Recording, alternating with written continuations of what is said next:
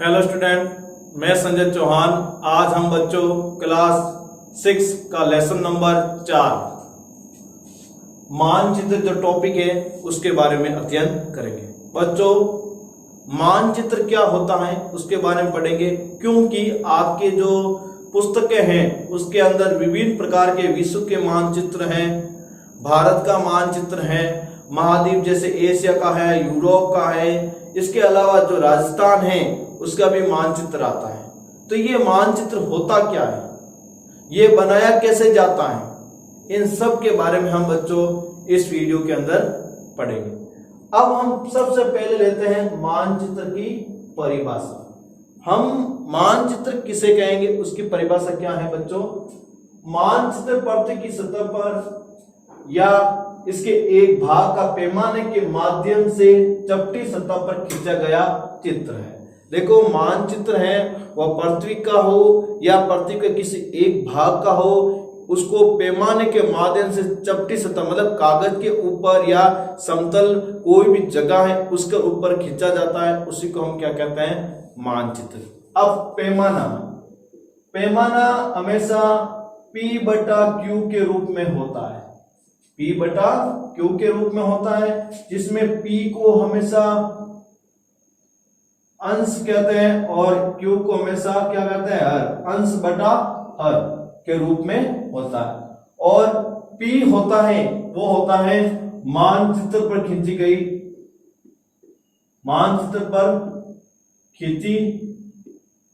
रेखा, मानचित्र पर खींची गई रेखा। और हर होता है, ये P होता है और ये Q होता है, वो धरातल की स्थिति, धरातल की दूरी होती है। क्या होती है? धरातल की दूरी। जैसे 1/100 सेंटीमीटर, 1/100, तो P बराबर कितना हुआ? 1 और 100 बराबर कितना हुआ? धरातल की दूरी।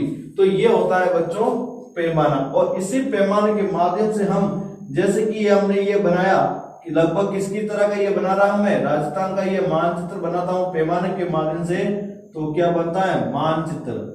यदि पैमाने के माध्यम से हमने कोई स्केच खींचा है तो क्या बना? मानचित्र। और बिना पैमाने के माध्यम से खींचे उसे कहता है खाका या स्केच। क्या कहते हैं? स्केच। तो ये पैमाने के माध्यम से मानचित्र का निर्माण होता है। फिर मानचित्र तो वैसे बहुत प्रकार के होते हैं, ठीक है? बिंदु मानचित्र है, थीमेटिक मानचित्र है और बहुत सारे मानचित्र होते हैं, लेकिन आपके जो लेवल के अनुसार सिर्फ 3 मानचित्र की बात की है। पहला है भौतिक मानचित्र। बच्चों, भौतिक मानचित्र के अंदर भौतिक कारकों को दर्शाया जाएगा। किसके? जैसे पहाड़ है, मैदान है, नदियां हैं, घाटियां हैं, उन सबको। ऐसे मानचित्र जिस पर पृथ्वी की प्राकृतिक आकृतियां जैसे पर्वतों, पठारों, मैदानों, नदियों, महासागर आदि को दर्शाया जाता है, उसी को हम क्या कहते हैं बच्चों? भौतिक मानचित्र। क्या कहते हैं? भौतिक मानचित्र। तो आपको मानचित्र किसे कहते हैं उसकी परिभाषा पता चल गई, भौतिक मानचित्र किसे कहते हैं उसकी परिभाषा पता चल गई। अब अगला जो मानचित्र उसका नाम है राजनीतिक मानचित्र। अब राजनीतिक मानचित्र में किसी देश की सीमाओं के बारे में, किसी राज्य को दर्शाया जाता है, किसी देश के और किसी भी भाग को जो राजनीतिक गतिविधि से जुड़ा उसको दर्शाया जाता है। अब इसमें देखिए, ऐसे मानचित्र जिस पर राज्यों, नगरों, शहरों तथा गांवों तथा विश्व के विभिन्न देशों, राज्यों तथा उनकी सीमाओं को दर्शाया जाता है। ऐसा मानचित्र जिसमें किसी राज्यों की सीमा है, किसी नगर की सीमा है, किसी शहर की सीमा है या किसी गांव की सीमा है, या फिर किसी भी विश्व के देशों और राज्यों की जो सीमा है, जिस मानचित्र में दर्शाया जाता है उसे राजनीतिक मानचित्र कहते हैं। आपको पता ही है, आपके जो पुस्तक में देते हैं जैसे राज्यों के नाम वाला मानचित्र, वो किस में आता है? राजनीतिक मानचित्र। किसके आता है? राजनीतिक। और यदि आपके पुस्तक में दिया हुआ अरावली पर्वतमाला के बारे में और हिमालय पर्वतमाला के बारे में, तो वो मानचित्र किसमें आएगा? भौतिक मानचित्र। अब है थीमेटिक मानचित्र, ठीक है? थीमेटिक मानचित्र की परिभाषा ऐसे मानचित्र जिस पर सड़क है मानचित्र, वर्षा मानचित्र और वन, उद्योग आदि के विवरण को दर्शाया जाता है, उसको हम बच्चों क्या कहते हैं? थीमेटिक मानचित्र। याद रखना बच्चों, थीमेटिक मानचित्र में हमेशा सड़क जो अपन की बन रही है, हाईवे वाला जो आता है वो दर्शाया जाता है, वर्षा कहाँ कितनी सेंटीमीटर होती है उसको दर्शाया जाता है, वन कहाँ पर कितने हैं और उद्योग कहाँ पर स्थापित है, ये सब का जो अध्ययन है हम किस मानचित्र के माध्यम से करेंगे? थीमेटिक मानचित्र के माध्यम से करेंगे। किससे? थीमेटिक मानचित्र। फिर बाद में अगला बिंदु है पैमाना। पैमाना अभी मैंने आपको समझाई है कि P/Q के रूप में होता है, इसको किस तरह मानचित्र में डाला जाता है। पैमाना स्थल की वास्तविक दूरी तथा मानचित्र पर दिखाई गई जो दूरी के बीच का अनुपात होता है। स्थल की वास्तविक दूरी मतलब यह मान ली कि धरातल की दूरी, ठीक है। मानचित्र पर दिखाई गई दूरी तो मानचित्र पर खींची गई रेखा या दूरी, कोई बीच का क्या होता है? अनुपात होता है। और मैंने आपको देखो बच्चों यहाँ पर दो बिंदु लगाए, एक अनुपात ऐसे लिखा 100, तो ये क्या होता है? इसका अनुपात मतलब इनका रेशियो होता है, उसी को हमने क्या कहा है? पैमाना कहा। तो याद रखना बच्चों, पैमाना हमेशा किस तरह होता है? P/Q के रूप में। जिस प्रकार प्रमेय संख्या होती है ना, प्रमेय, तो वही उसी तरह ये पैमाना भी P/Q के रूप में पाया जाता है और इसको अंश बटा हर के रूप में लिखा जाता है। अगली पॉइंट, दिशा। आपने देखा होगा मुख्य रूप से दिशाएं 4 है, उत्तर, दक्षिण, पूर्व, पश्चिम, और इसके साथ उनकी कुल 4 दिशाएं टोटल कितनी बन जाती है? 8 बन जाती है। कितने बन जाती है? 8।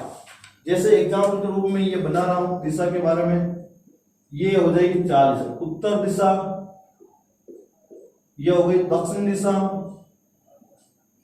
ये हो गई आपकी पश्चिम दिशा और ये हो गई आपकी पूर्व दिशा। तो कितनी दिशाएं हो गई मुख्य? 4।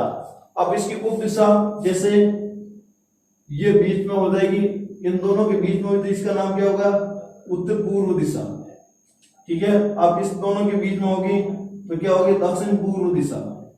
अब इस दोनों के बीच में होगी तो दक्षिण पश्चिम दिशा, दक्षिण पश्चिम दिशा, पश्चिम दिशा, ठीक है। और इन दोनों के बीच में हो जाएगी तो क्या हो जाएगी?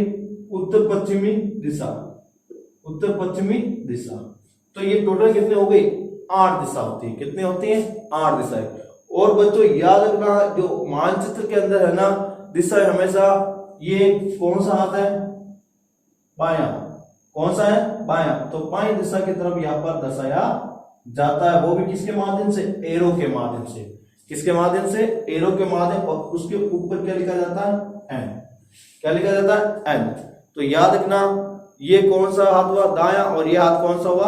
बायां। तो बाएं हाथ की तरफ से ये इसमें दर्शाया जाता है। तो याद रखना बच्चों, दिशाएं कितनी हुई? टोटल 8। और ये किस दिशा में दर्शाया जाता है? मानचित्र पर बाएं दिशा पर। आप कोई भी मानचित्र देखो, इस प्रकार का एरो बना, उसके ऊपर एन लिखा है, वो उत्तर दिशा का प्रतीक होता है। दिशा अधिकतर मानचित्र के ऊपर दाहिनी तरफ, मैंने अभी कहा ना दाहिनी तरफ, ये दाएं हाथ और ये बायां, ठीक है। यहाँ पर कौन सा? दाहिनी तरफ, ये दाहिनी तरफ, याद रखना। तो हमेशा मानचित्र के दाहिनी तरफ हमेशा क्या होता है? एरो होता है, जो एरो क्या दर्शाता है? उत्तर दिशा को, ठीक है। दाहिनी तरफ तीर का निशान बना होता है, जिसके ऊपर उत्तर लिखा होता है और तीर का निशान उत्तर दिशा को दर्शाता है, और तीर का जो निशान है उत्तर दिशा को दर्शाता है, इसी को उत्तर रेखा कहते हैं। तो याद रखना, ये दाहिनी और ये बायां, ठीक है। तो दाहिनी तरफ हमेशा उत्तर दिशा अंकित होती है, और दिशा को अध्ययन करने वाला जो यंत्र है उसका हम दिशा सूचक यंत्र कहते हैं। दिशा सूचक यंत्र, वैसे कंपास भी कहते हैं। क्या कहते हैं? कंपास है, जिसके माध्यम से हम दिशाओं का ज्ञान आसानी से कर सकते हैं, और वो भी अच्छी तरह से। उत्तर दिशा से हम पूर्व दिशा, पश्चिम दिशा और दक्षिण दिशा का भी अध्ययन करें। एक उत्तर दिशा अपन को मिल जाए तो उसके माध्यम से हम पूर्व भी ज्ञान कर सकते हैं, पश्चिम भी कर सकते हैं, दक्षिण भी आसानी से कर सकते हैं। तो याद रखना बच्चों, मानचित्र कोई भी हो उसके ऊपर उत्तर दिशा का निर्धारण किया हुआ होगा, मानचित्र कोई भी उसके ऊपर पैमाना लिखा हुआ होगा, मानचित्र कोई भी उसके ऊपर रूट चिन्ह लिखे हुए होंगे, मानचित्र कोई भी उसकी दूरी लिखी हुई जरूर होगी। तो ये सब मानचित्र के ही पॉइंट महत्वपूर्ण है। अब हम नेक्स्ट बिंदु को देखेंगे। 4 मुख्य दिशाएं उत्तर, पूर्व, दक्षिण, पश्चिम को दिखाया गया है, जिसे प्रधान दिक् बिंदु कहा जाता है। देखो बच्चों, दिशा सूचक यंत्र के अंदर 4 प्रधान दिशाएं दर्शाई गई है, उत्तर, पूर्व, दक्षिण और पश्चिम। उसे प्रधान दिक बिंदु कहा जाता है। आपने देखा होगा ट्रम कंपास ऐसा होता है, गोल कंपास होता है, ऐसा होता है, ठीक है। उसके ऊपर या नॉर्थ लिखा होता है या साउथ लिखा हुआ होता है या ईस्ट होता है या यहाँ पर सॉरी या वेस्ट होता है और यहाँ पर ईस्ट होता है, इस तरह। और इसके बीच में यहाँ पर क्या होता है, एक एरो होता है जो इस दिशा का क्या करता है, निर्धारण करता है। और हिंदी में देखते हैं तो यह उत्तर, पूर्व, दक्षिण और यहाँ पर पश्चिम, इस तरह लिखा हुआ होता है। और ये चारों बिंदु क्या किए गए हैं, प्रधान दिक बिंदु कहलाते हैं। तो आपको मालूम हो गया बच्चों कि प्रधान दिक बिंदु कौन से हैं। और इसके अलावा जो ये बीच में जो दिशा बताई गई है वो प्रधान दिक बिंदु के बीच की उप दिशाएं हैं। क्या है बच्चों, उप दिशाएं हैं। दिक सूचक यंत्र जिसे दिशा ज्ञात की जाती है, उससे क्या ज्ञात कर सकते हैं हम, विकास के घर से सामूहिक केंद्र तथा खेल के मैदान का। यदि दिशा यंत्र होगा तो अपन पता लगा सकता है कि विकास एक व्यक्ति का नाम है, उसमें विकास व्यक्ति का जो घर है उससे खेल का मैदान किस दिशा में है उसका भी हम पता लगा सकते हैं। एग्जाम्पल के रूप में अपने आप को विकास मान लो और आपके जो राइट हैंड साइड अपन क्या मान लो, आपका मैदान। तो फिर उसे ट्रम कंपास या कंपास के माध्यम से उसे हम उसकी दिशा को आसानी से ज्ञात कर सकते हैं। फिर बात में अगली, ये मानचित्र का तीसरा प्रमुख घटक है। सॉरी, ये दुकानों की, विद्यालयों की दिशा का भी पता लगा सकते हैं। और इसके अलावा दिशा सूचक यंत्र से हम अपनी दुकानों का, विद्यालयों का, उसके भी दिशा का पता लगा सकते हैं। प्रतीक, देखो ये मानचित्र का तीसरा महत्वपूर्ण क्या है, घटक है। देखो प्रतीक होता है, क्यों प्रयोग किया जाता है उसका पहले बारे में जानते हैं। बच्चों आपको खुद को मालूम है, यदि आपको मानचित्र पर पेड़ दर्शाना हो, क्या इतना बड़ा पेड़ रख सकते हो उसके ऊपर, नहीं। तो उस पेड़ को दर्शाने के लिए उसके स्थान पर हम किसका प्रयोग करते हैं, प्रतीकों का प्रयोग करते हैं, रूढ़ चिन्हों का प्रयोग करते हैं। क्यों, क्यों इतनी बड़ी चीज उस छोटी सी जगह पर आ नहीं सकता, इसलिए उसके प्रतीक के माध्यम से उस चित्र को दर्शाया जाता है।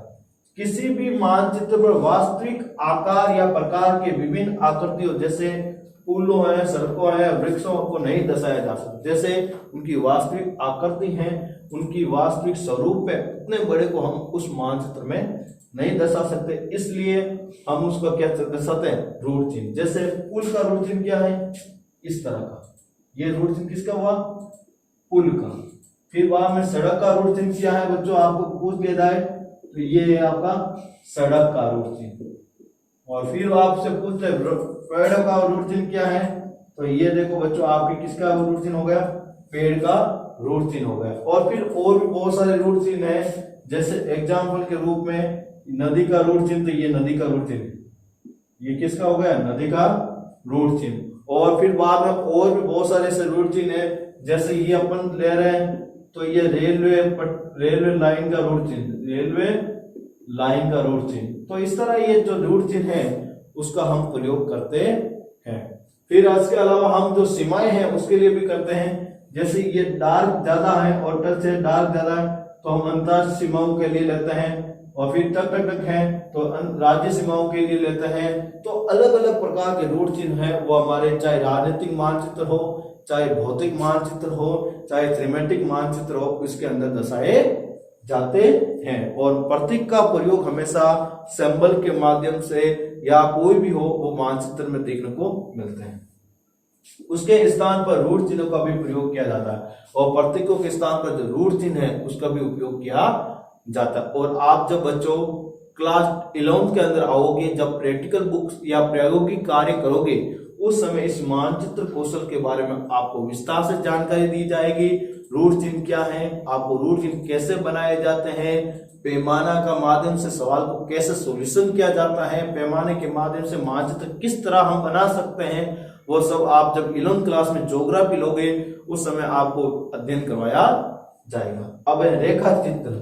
अब देखो मानचित्र होता है, उसमें पैमाना होता है, दिशा होती है और अपन की दूरी होती है और इसके अलावा प्रतीक होते हैं, जबकि रेखा चित्र में ये सब नहीं पाए जाते हैं। याद रखना बच्चों, मानचित्र में क्या क्या होता है, दिशा होती है, दूरी होती है, पैमाना होता है, या तक कि प्रतीक होते हैं, जबकि रेखा चित्र में ये सब नहीं पाया जाता है। तो याद रखना, रेखा चित्र कच्चे आरे को बिना पैमाने की सहायता से खींचा जाता है, उसे रेखा चित्र कहते हैं। जैसे एग्जाम्पल के रूप में ये मैं जैसे उदाहरण के रूप में मैं यहाँ पर बना रहा हूं, जैसे ये राजस्थान का चित्र बना रहा हूं मैं, ये जैसे मान लो, तो ये क्या हुआ बच्चों, रेखा चित्र हुआ, जिसका ना तो कोई माप है, ना कोई अक्षांश स्थिति है, ना कोई देशांश स्थिति है, कुछ भी नहीं है, अपन की इच्छा के अनुसार स्केच हमने खींच दिया, उसी को हम क्या कहते हैं, रेखा चित्र। जिसके ऊपर ना तो हम पैमाना दर्शाए,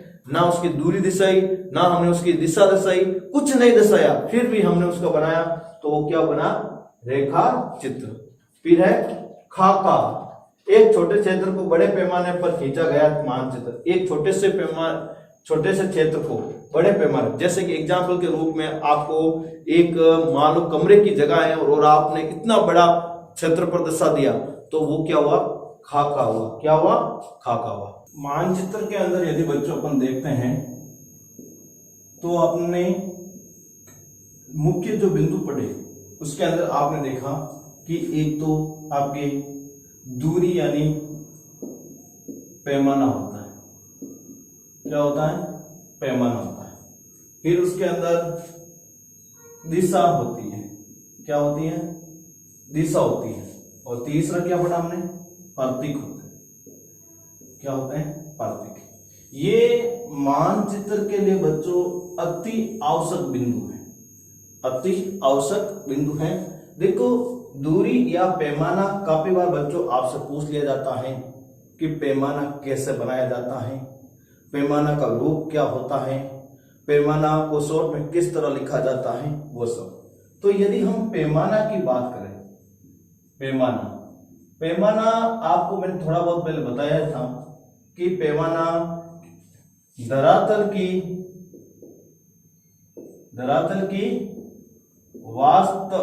वास्तविक दूरी, धरातल की वास्तविक दूरी होती है, और मानचित्र की दूरी, मानचित्र की दूरी, ये दो चीज हमेशा पैमाने के अंदर पाई जाती है। क्या पाई जाती है, पैमाने के अंदर पाई जाती है। इसी कारण इसे क्या लिखा जाता है, P/Q। क्या लिखा जाता है, P/Q के रूप में। P और Q का मतलब होता है 1 अनुपात या कोई भी x संख्या, 1 अनुपात कोई भी x संख्या। जैसे P बराबर हम 1 मानते हैं तो Q बराबर हम ले लेते हैं 100। क्या ले लेते हैं, 100। तो इसमें कैसे होता है बच्चों कि P इजिकल टू 1 सेंटीमीटर क्या बनता है, मानचित्र पर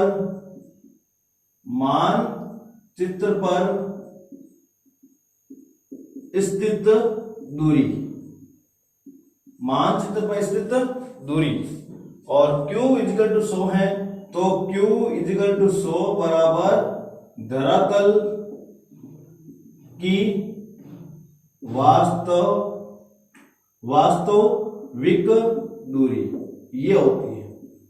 अब बच्चा आपको जो पैमाना होता है P/Q, उसको हम निरूपक भिन्न भी कहते हैं। क्या कहते हैं, निरूपक भिन्न।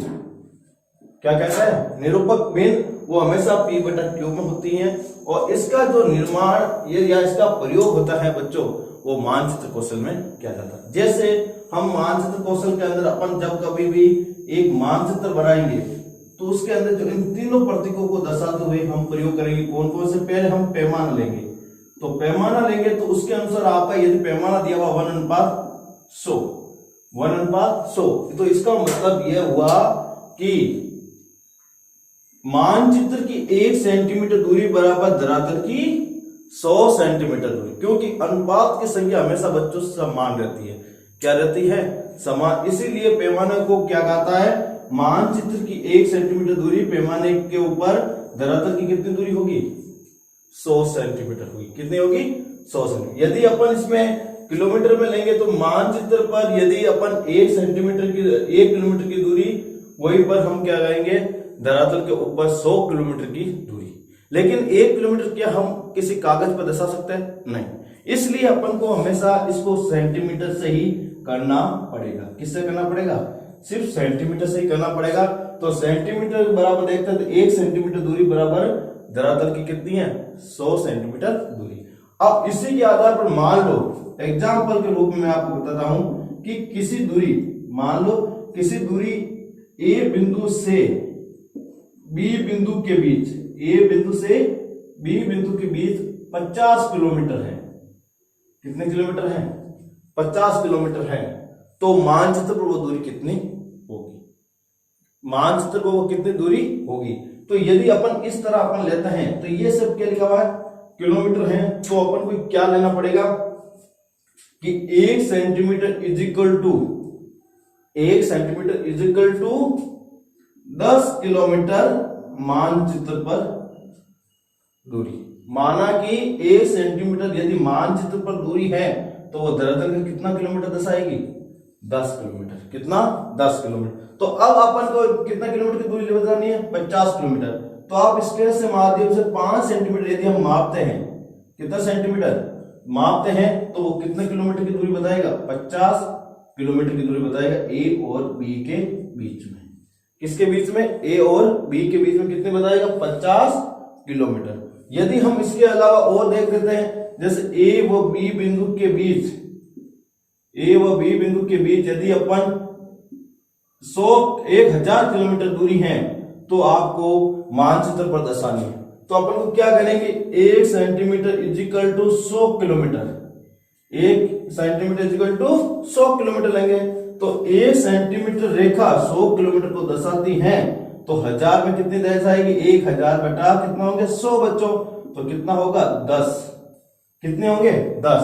तो 10 सेंटीमीटर रेखा है वो कितने को दर्शा देगी? 1000 किलोमीटर को। तो अब रेखा क्या खींचेंगे? ए और बी बिंदु बना लिया, ठीक है। और यहां पर लिख दिया हमने कितने? 10 सेंटीमीटर और नीचे लिख देंगे 1000 किलोमीटर। अर्थात 10 सेंटीमीटर रेखा है वो 1000 किलोमीटर को दर्शाती है मानचित्र के ऊपर। तो ये होता है पैमाना। अभी बात समझ बच्चों। अब यदि हम बच्चों ट्रम कंपास या दिशा सूचक यंत्र के बारे में हम पढ़े तो कंपास की 2 प्रवृत्ति पढ़ने को मिलेगी। कितने मिलेगी बच्चों? 2। एक मिलेगा ट्रम कंपास और एक मिलेगा कंपास। एक मिलेगा कौन सा? कंपास। इन 2 तरह से हम अपनी दिशा ज्ञात कर सकते हैं, ठीक है। अब ट्रम कंपास इस आकृति का होता है, आयताकार, ठीक है। इसके ऊपर ये दोनों साइड ये क्या लगी होती है? मैग्नेटेड प्लेट, चुंबकीय प्लेट, इस तरह, ठीक है। और उसके ऊपर एक कांच का बॉक्स लगा होता है और इसके बीच में एक बिंदु होता है जिसे कहते हैं एगेट। क्या कहते हैं? एगेट। ये हो गई अपन की चुंबकीय प्लेट। क्या हुई? चुंबकीय प्लेट। और ये क्या हो गया बच्चों? एगेट। क्या हुआ? एगेट। और फिर बच्चों आपको मालूम हो इन एगेट से जुड़ी हुई एक क्या होती है? नीडल होती है, जिससे हम क्या कहते हैं? चुंबकीय सुई। क्या कहते हैं इसको? चुंबकीय सुई, जो हमेशा उत्तर दिशा का निर्धारण करती है। इसे कहते हैं बच्चों चुंबकीय सुई, ठीक है। और ये हमेशा क्या होती है बच्चों? Magnet plate. क्या होती है? मैग्नेट प्लेट, मतलब चुंबकीय प्लेट। और इन चुंबकीय प्लेट के ऊपर बीच में 0 होता है दोनों साइड, और इस साइड भी संख्या होती है, इसके साइड भी संख्या होती है। और यदि ये मैग्नेट की जो चुंबकीय सुई है यदि 0 पर स्थित होती है तो क्या दर्शाती है? नॉर्थ को दर्शाती है। क्या दर्शाती है? नॉर्थ। और इसी के बीच लास्ट पीछे एक ऐसा एक और बॉक्स होता है जिसके ऊपर यहाँ पर एक नट लगा होता है, उसे कहते हैं ब्रेकर। क्या कहता है बच्चों? ब्रेकर कहते हैं। और यहाँ पर क्या लिखा होता है? साउथ, या होता है नॉर्थ, ठीक है। ये होता है क्या? ब्रेकर। अब ब्रेकर का प्रयोग क्या होता है? देखो बच्चों, जब इसे उत्तर दिशा ज्ञात करते हैं तो ये चुंबकीय सुई क्या इधर उधर हिलती है, इसको कंट्रोल करने के लिए क्या होता है? ब्रेकर होता है। क्या होता है? ब्रेकर। ये हो गया हमारा कौन सा? Term compass. और कंपास होता है वो इस तरह होता है, इस गोलाकार। क्या होता है बच्चों? गोलाकार। और बीच के अंदर क्या लगा होता है? एगेट। बीच के अंदर क्या लगा होता है? एगेट। ये हो गया हमारा एगेट। या फिर साइड में लिख देते हैं इसको, ठीक है। या लिख देते हैं एगेट। ठीक है बच्चों, और फिर इसके ऊपर ये क्या होती है, चुंबकीय सुई, या अपन इस तरह एक सीधा एरो ही बना लेते हैं, क्या होती है, चुंबकीय सुई।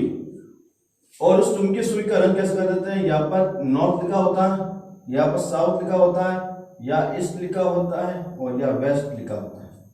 ठीक है, ईस्ट यानी पूर्व, वेस्ट यानी पश्चिम।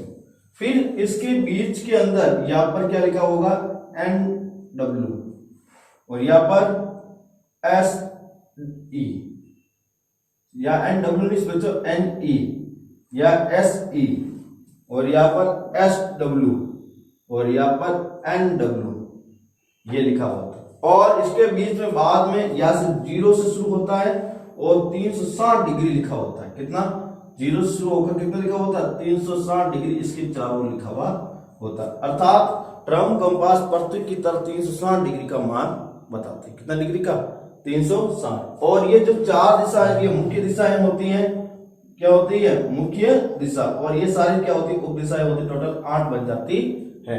और ये जो सुई उत्तर दिशा ज्ञात करने के लिए हमेशा किस साइड होनी चाहिए, नॉर्थ की तरफ होनी चाहिए, तो उससे हम क्या कर सकते हैं, उत्तर दिशा ज्ञात। और इसके चारों ओर क्या होती है, एक चुंबकीय प्लेट भी लगी होती है, जिसके कारण ये सुई स्थिरता काम ले सके। ठीक है बच्चों, तो आपको पता चल गया कि ट्रम कंपास 2 प्रकार का प्रयोग कर सकते हैं, ट्रम कंपास और एक कौन सा, कंपास। ठीक है, अब है अपन के प्रतीक। आपने देखा कि कोई भी प्रकार की जो भौतिक आकृतियां होती हैं बच्चों, वो बहुत ही क्या होती है, बड़ी होती है। और भौतिक आकृति जो बड़ी होने के कारण उसको अपन क्या करने के पाते हैं, दर्शा नहीं पाते। और दर्शा नहीं पाने के लिए उसको स्थान पर हम क्या लगाते हैं, प्रतीक या रूढ़ चिन्ह। क्या लगाते हैं, रूढ़ चिन्ह। अब रूढ़ चिन्ह और प्रतीक का पता तो आपको चल गया, हमने पढ़ाया भी है। अब प्रतीक हमेशा सिंबल होते हैं, वो अलग अलग प्रकार के होते हैं। जैसे अपन पेड़ के लिए, जैसे ये हो गया सिंबल, सड़क के लिए ये सीधी सड़क हो गई ऐसे। ठीक है, नदी के लिए ये प्रवाह हो जाएगा ऐसे। ठीक है, पुल के लिए ये इस तरह हो जाएगा। ठीक है, और यदि अपन बात करते हैं और विभिन्न प्रकार के सिंबल की, तो अपन देख लो, जैसे रेलवे पटरी के लिए, रेलवे पटरी के लिए करते हैं तो इस तरह ये अपन बना सकते हैं सिंबल। पोस्ट ऑफिस के लिए होता है तो अपन पोस्ट ऑफिस, ऑफिस, तो इसके आगे लिखते हैं पीओ। क्या लिखते हैं, पीओ लिखते हैं। और इसके अलावा और बहुत सारे ऐसे सिंबल हैं जिसका हम क्या करते हैं, प्रयोग करते हैं। जैसे अपन और मान लो दीवार के लिए करते हैं तो इस तरह इसमें दीवार बना दी जाती है। क्या बना दी जाती है, दीवार। तो इस तरह भी ये दीवार का भी रूढ़ चिन्ह हो गया। और इसके अलावा जो झाड़ी होती है, उस झाड़ी के लिए अपन इस तरह के छोटे छोटे पौधे बनाकर उसको झाड़ी का हम रूढ़ चिन्ह बना सकते हैं। तो ये क्या है, अलग अलग प्रतीक हैं जो किसी मानचित्र के अंदर दर्शाए जाते हैं। और इन्हीं प्रतीकों के माध्यम से एक मानचित्र, एक उच्च कोटि का कौशलदायक बनता है। तो आपको मालूम हुआ कि दूरी है, पैमाना है, दिशा है, या फिर रूढ़ चिन्ह है। ये क्या है, एक मानचित्र की क्या है, अलंकार है। क्या है, अलंकार है। अलंकार किसे कहते हैं कि उसमें क्या होता है कि विभिन्न प्रकार के जो वाक्यांश को शोभा देने के लिए प्रयोग होता है, उसी प्रकार मानचित्र को शोभा देने के लिए इसका प्रयोग होता है। जैसे एग्जाम्पल के रूप में मैं एक मानचित्र बना रहा हूं, ये देखिए, ये मानचित्र है मान लो, जिसके अंदर मैंने यहाँ पर पेड़ दर्शा दिया। इसका मतलब यहाँ पर पेड़ है, यहाँ पर ऐसे, जैसे कि ये मैंने सड़क बना रहा हूं, ऐसे ये सड़क हो गई। ठीक है, और यहाँ पर अपन ऐसे बना रहा हूं, ऐसे ये मतलब ये झाड़ियां हैं यहाँ पर। ठीक है, और फिर बाद में यहाँ पर मैंने क्या बनाया, एन, तो ये क्या है, उत्तर दिशा है। और फिर बाद में अपन ने यहाँ पर आपको यह दिशा देखो, जैसे कि एग्जाम्पल के रूप में हमने ये इस तरह एक और लाइन बना दी, जैसे ये, तो ये क्या हो गई, रेलवे लाइन। क्या हो गई, रेलवे लाइन। और उसके अलावा हमने और भी यहाँ पर बहुत सारी ऐसी चीजें हैं जो इसको बनाते गए, जैसे एग्जाम्पल के रूप में यहाँ हमने ऐसे बना दिया, तो ये क्या हो गया, सड़क के ऊपर पुल हो गया। और फिर बाद में हमने यहाँ पर लिख दिया पीओ ऐसे बनाकर, तो यहाँ पर मतलब सड़क के पास क्या हो गया, पोस्ट ऑफिस हो गया। तो ये सारे इस तरह हम मानचित्र के अंदर इसका रूढ़ चिन्हों का प्रयोग करके इसका प्रयोग करते हैं। इस तरह बच्चों आपको मालूम हुआ होगा, ये छोटा सा छठी क्लास का टॉपिक है, लेकिन आपको जब 11th क्लास के अंदर पढ़ोगे तो इसको अच्छी तरह से और भी जान पाओगे और समझ पाओगे, क्योंकि ये मानचित्र कौशल एक प्रायोगिक कार्य है जिसे प्रायोगिक कार्य के द्वारा समझाया जा सकता है। फिर भी मैंने बच्चों आपको ब्लैक बोर्ड के ऊपर भी अच्छी तरह से मानचित्र के बारे में समझाया है। Thank you.